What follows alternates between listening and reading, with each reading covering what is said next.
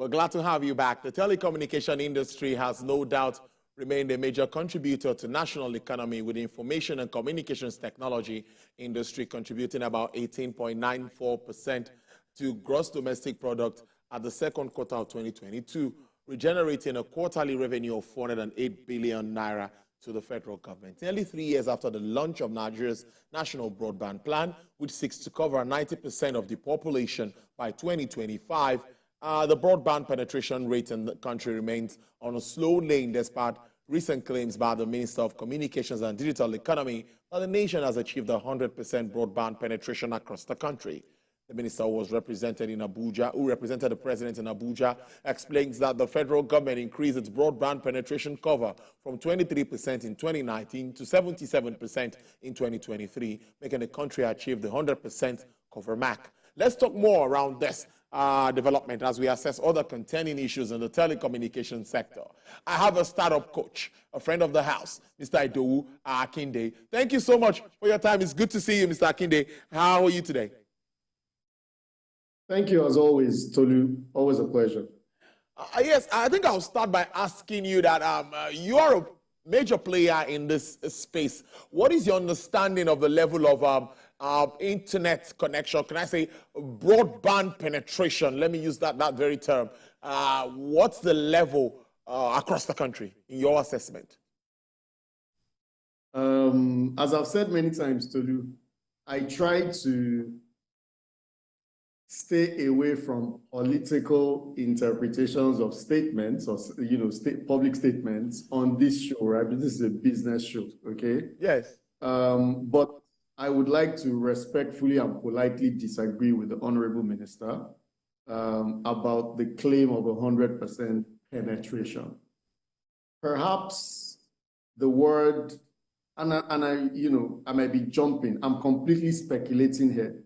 Perhaps the word that he wanted to use was coverage, referring to the recent signing or licensing of Starlink, which is a satellite broadband internet provider. So maybe thinking about that means because we now have 100%, because we now have the potential for 100% coverage, somebody felt that that is equal to 100% penetration. So on that basis, I like to disagree. So where do we stand? Should we start with, in terms of maybe the users and all of that? What is your assessment of the level of penetration? Okay, so I mean, if you ask me, a good way to back my counterclaim, my disagreeing position, a good way to corroborate it is to just go onto the streets, right? Just pick anywhere. Let's not even talk about anywhere in Nigeria. Pick anywhere in Lagos, okay? And pick anybody at random on the streets, okay? Say you pick 10 people at random on the streets of Lagos. Maybe you would find 2 to 3 of them, or maybe 5 of them, have some type of data connection at all. Between 2 and 5, okay? Out of those 2 and 5, they have some type of data connection, but perhaps not broadband connection. You may not find more than 1 in 10 that have broadband connection. That's number one.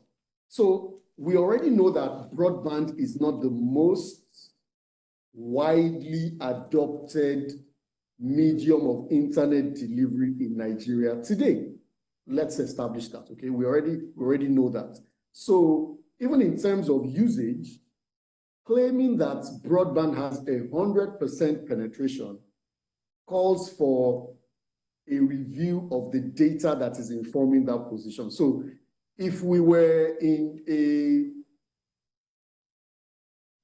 an atmosphere that encourages healthy debate, constructive debate, good friendly debate, it would be nice to request for the data upon which the minister relied upon to make that positional statement. But in terms of usage on the streets, I don't think that anybody is enjoying either the 100% coverage or the 100% uptime versus horizontal versus vertical that is claimed in that statement. What could be responsible for the positive results from the figures from that very space? That's talking about the ICT space in general now in Nigeria. We see a jump in revenue generated from that space. Can you take us through the fundamentals responsible for that improvement? Again, so it takes a little bit of self-awareness, right?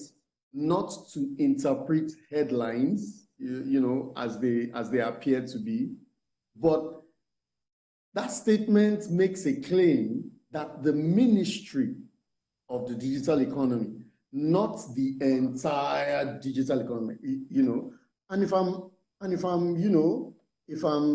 100% correct, that would be actually the Ministry for Communications, right? Which is, the Ministry for Communications alone has increased its revenue, has grown its revenue.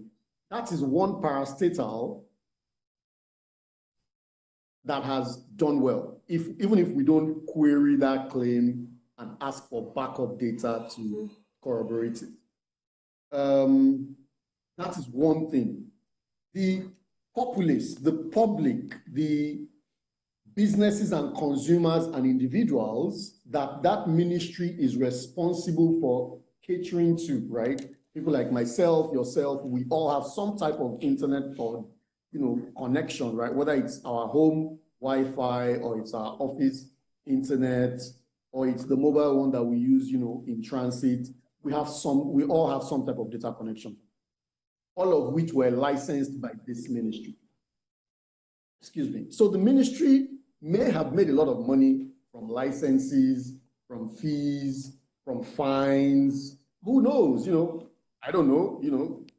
If we really want to know, we can ask for the details of how the ministry has jumped from, I think it was 51 billion to 400 and something billion, right? And that is absolutely laudable and commendable and highly encouraged. We want ministries to be self-sustaining so that there is little pressure on the center in Abuja. However, it is a different kettle of fish entirely to claim that the IT sector has grown. That's not to say it hasn't grown, but that is a different topic entirely. What people are facing on the streets of Lagos with, the economic realities of our times, an election is at our doorstep, the scarcity of resources, oil and gas resources, petrol is scarce, people cannot, power their businesses. So those are some factors that are probably affecting people's everyday reality in terms of those who need power and internet on a daily basis to make money, aka the IT sector. So for me, I would say perhaps the communication arm of the Honorable Minister's ministry, right? The Ministry of Communication should reorganize, how they put out bits of information. It may be something that people will. It may work for the good or not for the good. If you have such a loaded, pregnant headline like Nigeria's internet broadband penetration, it has now reached 100%. I mean, it could start a debate that may favor the ministry or may not favor the ministry. Let me put it like that. Interesting. Stop. You just touched on how this affects Nigerians, talking about the scarcity of PMS and also scarcity of Naira notes. And now we cannot all depend on transactions on our mobile phones. This has to work with the support of infrastructure.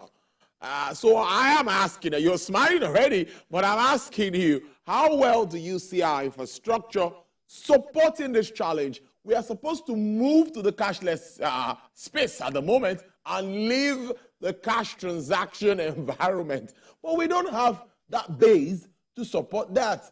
So how do we match this up? Look at what is happening with M-Pesa in Kenya. Okay, so despite everything that I've said, right, which sounds like I'm bashing the ministry or the minister, not necessarily, but it may sound like that. We are addressing the issues. It may sound like that.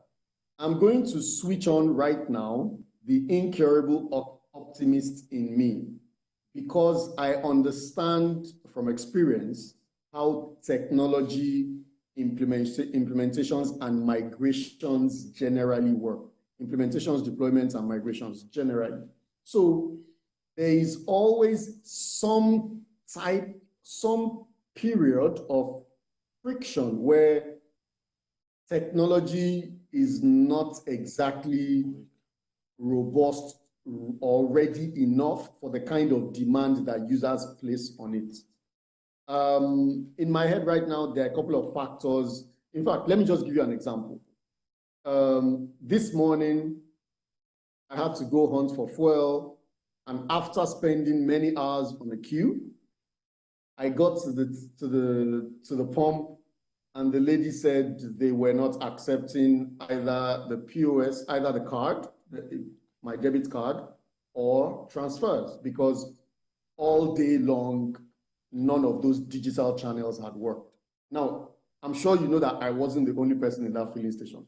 So in addition to all of the headache and trauma, well, let me not call it trauma, friction, right, of negative user experience of queuing up for the fuel and waiting that long, I have to now start worrying about how to find a POS agent in the neighborhood to give me cash that I could find and finally give that person. So I understand it 100%. There are a couple of factors that have brought us to this position. One is the Japa syndrome, okay? So permit my French. One is the Japa syndrome, which is the brain drain, right? The immigration of Nigerians to greener pastures.